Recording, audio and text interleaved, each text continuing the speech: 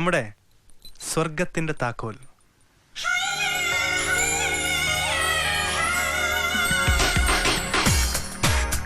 എന്താ ഇഷ്ടായോ വേണിക്ക്? ഇതിനൊക്കെയുള്ള അർഹതയുണ്ടോ എന്ന് പേടിയുള്ളൂ എനിക്ക്.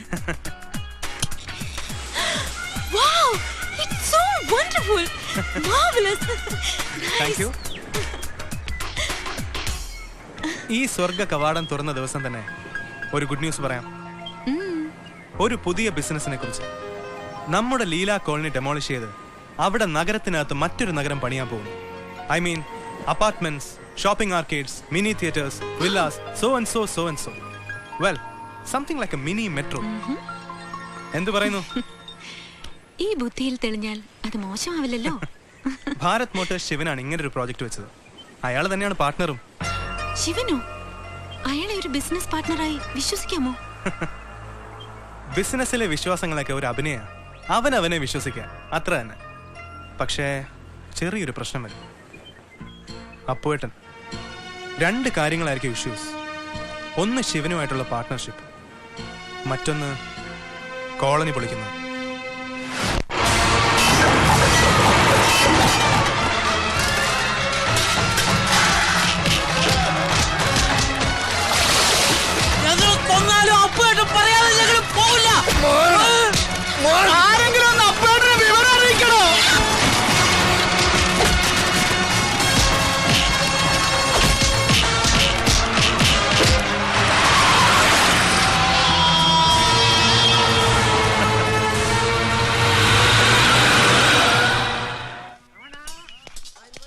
സാർ, വെബൻ സഫിറ്റിന്റെ 75% റീഇൻഫോഴ്സ്മെന്റ് കഴിഞ്ഞു. ബാക്കി 25% 2 ദിവസം കഴിയും. ഹലോ, ആ എന്താ സ്വാമി? പൊളിച്ചു തുടങ്ങിയത്? ഓഹോ, അപ്പൊ ശിവൻ 2 കൽപ്പിച്ചിറങ്ങിയല്ലേ?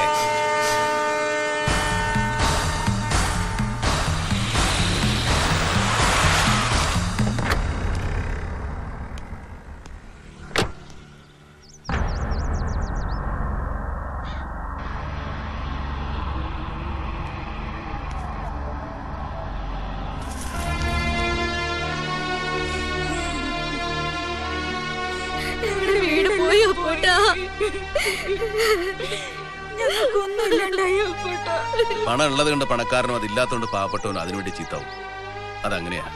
അങ്ങനെയാ ലോകനീതി. നിങ്ങൾ ആരും എവിടെയും പോണ്ട. അപ്പോ പറയുന്നേ, നിങ്ങൾക്ക് ഇഷ്ടപ്പെട്ട ഈ മണ്ണില് എന്റെ അമ്മയുടെ പേരിലുള്ള ഈ മണ്ണിൽ തന്നെ ഉണ്ടാവണം. ഞാൻ കളി തുടങ്ങിയിട്ടേ ഉള്ളൂ. നിങ്ങൾ കണ്ടോ, എന്റെ മാവും പൂക്കും കായ്ക്കും. പൂത്തു തുടങ്ങിയിരിക്കുന്നു. പക്ഷെ ശിവൻ, ആൾക്കാർ ഇനി ഒഴിഞ്ഞു പോകാനുണ്ട്. കുറെ സെന്റിമെന്റൽ തെണ്ടികൾ ഉണ്ടവിടെ. അപ്പേട്ടന്റെ അമ്മയുടെ പേരിലാണ് അത്ര ആ കോളനി. അതേടാ, എന്റെ അമ്മയുടെ പേരിലുള്ളതാ ലീല കോളനി. നോട്ട് കെട്ടുകൾ കൊണ്ട് എന്തും വിലയ്ക്ക് വാങ്ങിക്കാമെന്ന് ധരിച്ച നിനക്ക് തെറ്റി. നീ തെണ്ടിന്ന് വിളിച്ച പാവങ്ങളില്ലേ, നിന്റെ പണത്തേക്കാൾ വിലയുണ്ട് അവർക്ക് ലീല ഗ്രൂപ്പിനോടുള്ള നന്ദിക്കും കടപ്പാടിനും.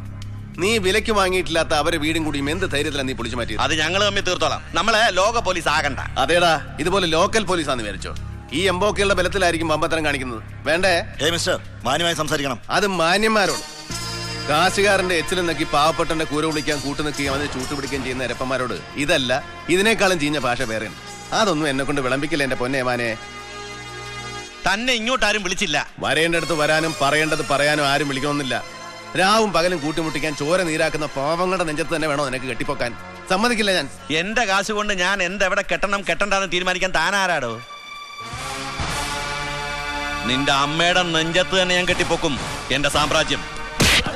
അതിന് മാത്രം ആയോടാ കെട്ടിപ്പൊക്കോടാ നീ? ലീലാ ഗ്രൂപ്പിനോടാ കളി. ലീലാ കോളനി അവിടെ അങ്ങനെ തന്നെ വേണമെങ്കിൽ നീ വീട്ടിൽ ചെന്ന് നിന്റെ ഈ കൈക്കരുത്ത് അവിടെയുള്ള നിന്റെ പുന്നാര അനിയനോട് കാണിക്കടാ.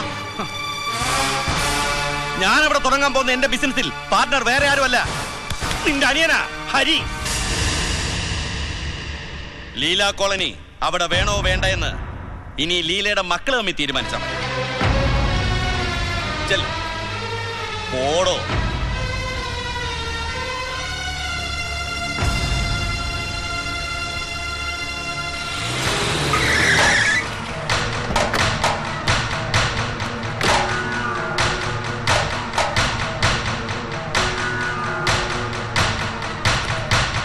ഹരി എന്താ?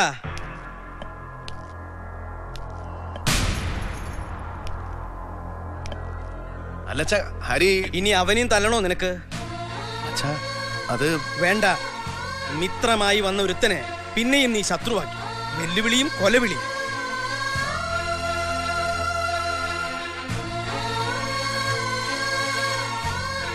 കോളനിക്കാര് നീ പറഞ്ഞെടുത്ത് നിന്നോ? ഇല്ലല്ലോ. ശിവനും ഹരിയും അവർക്ക് കൊടുക്കേണ്ടത് കൊടുത്തു, അവര് പോയി. പിന്നെ നിന്റെ കുറച്ച് ആൾക്കാർ, അവര് നിന്നെയും കൊണ്ടേ പോവൂ. നീ അത് മനസ്സിലാക്കാതെ പോ.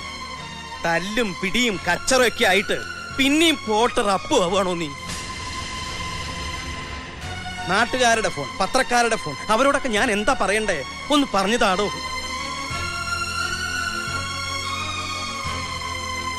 ലീലാ ഗ്രൂപ്പിലെ ഏട്ടനിയന്മാർ തല്ലിപ്പിരിഞ്ഞു എന്ന് പറഞ്ഞു കേട്ടിട്ട് വേണോ എന്റെ കണ്ണടയാൻ? വേണോടോ? അച്ഛാ അത് ശിവന്റെ കൂടെ നമ്മുടെ മോനും കൂടെ ഉണ്ടെന്നുള്ള കാര്യം അറിയാതെ. അറിയുന്നില്ല. അപ്പു അറിയേണ്ട നേരത്ത് പലതും അറിയുന്നില്ല. ചില നേരത്ത് നീ നിന്നെ തന്നെ അറിയുന്നില്ല. മാറുന്ന കാലത്തിനൊപ്പം മാറി മാറി നടക്കാൻ പഠിക്കണം മനുഷ്യൻ. അത് ജീവിതത്തിലായാലും ബിസിനസ്സിലായാലും. എനിക്കും നിനക്കും പോരായ്മകളുണ്ട്, കുറവുകളുണ്ട്. അറിവും വിവരമുള്ളവർ അതിൻ്റെതായ വഴിക്ക് കാര്യങ്ങൾ കൊണ്ടുപോകുമ്പോ നമ്മളതിന് തടസ്സാവരുത്. മനസ്സിലാവുന്നുണ്ടോ നിനക്ക്? അച്ഛന്റെ മനസ്സ് വേദനിച്ചെങ്കിൽ മാപ്പാക്കണം.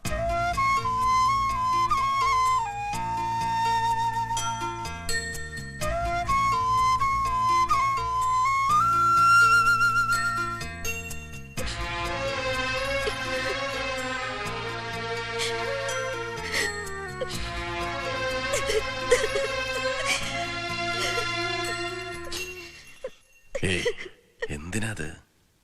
സാരല്ല, വേറെ ആരുമില്ലല്ലോ, നമ്മുടെ അച്ഛനല്ലേ, സാരല്ല.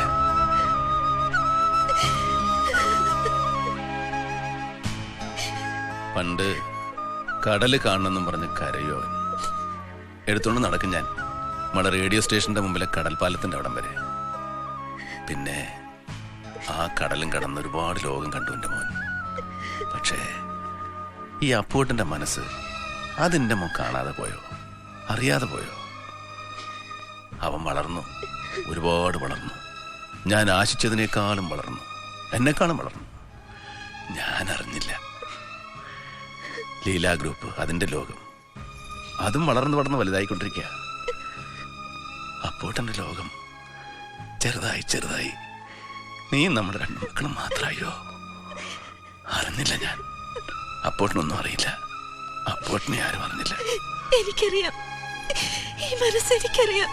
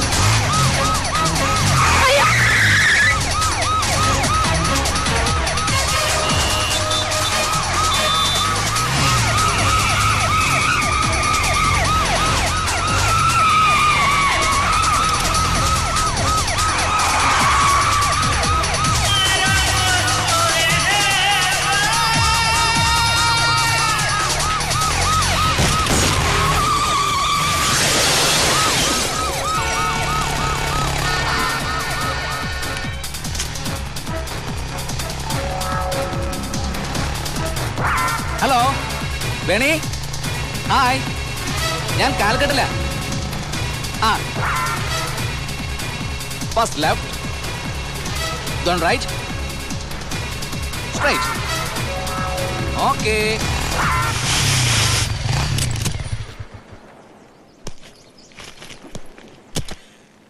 ഹായ്. അറേ വാ, കൈസേത്തോ मैं ठीक हूँ വാ നീ വളരെ സ്മാർട്ട് ആയിട്ടുണ്ടല്ലോ. ദീപക് എന്റെ boss. Hi boss. Hi. I M Deepak. Boss, ചെറിയൊരു തമാശ ഉണ്ടായി. പോലീസ് കൈ കാണിച്ചു. ഞാൻ നിർത്താതെ പോന്നു. നിർത്തിയ കുഴപ്പമാണേ, കൈ ലൈസൻസ് ഇല്ല. ജീവിതത്തിൽ ഒന്നിനും ലൈസൻസ് ഇല്ലാത്തവനാണ് ഞാൻ, അല്ലേ വേണി? സോറി ബോസ്, അതൊന്നും ഡീൽ ചെയ്യേണ്ടി വരുവേ. Don't worry, I will manage. അപ്പൊ ക്രാഷ് ലാൻഡിംഗ് നിന്റെ ഒരു കാര്യം. വാ ഒന്ന് കൊഴുത്തിട്ടുണ്ട്.